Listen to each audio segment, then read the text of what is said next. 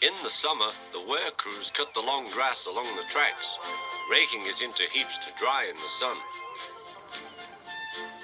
At this time of year, Percy stops where they have been cutting. The men load up his empty wagons and he pulls them to the station.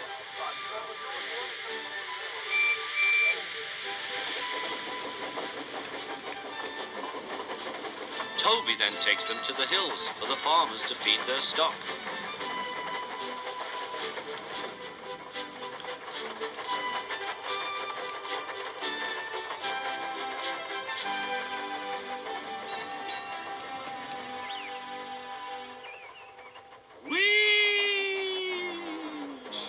Percy gave a ghostly whistle. "Don't be frightened, Thomas," he laughed. "It's only me." "Your ugly phiz is enough to frighten anyone," said Thomas. "You're like..." "Ugly indeed. I'm a green caterpillar with red stripes," continued Thomas firmly. "You crawl like one too." "I don't." "Who's been late every afternoon this week?" "It's the hay."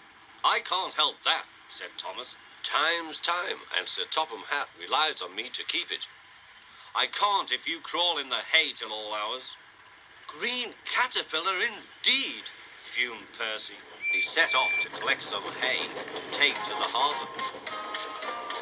"Everyone says I'm handsome, or at least nearly everyone. Anyway, my curves are better than Thomas's corners." "Thomas says I'm always late," he grumbled. "I'm never late, or at least only a few minutes." "What's that to Thomas? He can always catch up time further on." All the same, he and his driver decided to start home early.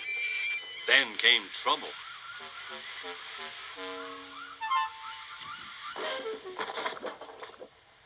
A crate of treacle was upset all over Percy. Percy was cross. He was still sticky when he puffed away. The wind was blowing fiercely. "Look at that!" exclaimed the driver. The wind caught the piled hay, tossing it up and over the track. "The lion climbed here."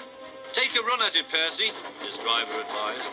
Percy gathered speed, but the hay made the rails slippery, and his wheels wouldn't grip. Time after time he stalled with spinning wheels and had to wait till the line ahead was cleared before he could start again. Everyone was waiting. Thomas seethed impatiently. 10 minutes late. "I warned him." "Passengers will complain, and Sir Topham Hatt." Then they all saw Percy. They laughed and shouted.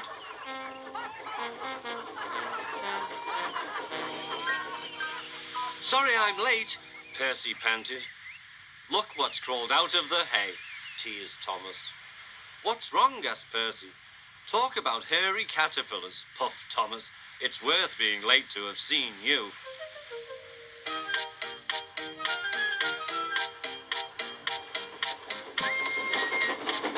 When Percy got home, his driver showed him what he looked like in a mirror. "Bust my buffers! No wonder they all laughed.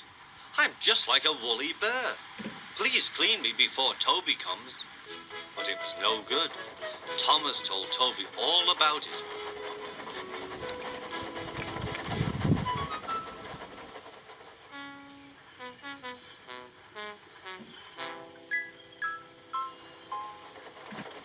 Instead of talking about sensible things like playing ghosts, Thomas and Toby made jokes about woolly bear caterpillars and other creatures which crawl about in hay.